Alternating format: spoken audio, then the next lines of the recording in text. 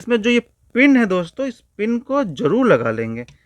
इस पिन को इसमें कसिए और इसको यूं टेढ़ा कर दीजिए ताकि ये लॉक हो जाए। तो दोस्तों यहाँ जो ब्रांड कहती है कि आप अगर इस वाले होल से अगर वायर को ले जा रहे हैं, अपने जो इलेक्ट्रिसिटी को वायर के यहाँ से ले जा रहे हैं, तो आप इस जगह से फिर इस सेफ्टी वायर को मत ले जाइए, ब्रांड ऐसा कहती है। तो हम क्या कर रहे हैं, हम इस सेफ्टी वायर को इस वाले होल से ले जा रहे हैं, क्योंकि यहाँ से हमने नहीं ले गया है। वैसे अभी तो हम वायर भी कनेक्ट नहीं करें तो हम यहाँ से भी ले जा सकते हैं, आप उस होल से मत ले जाइएगा।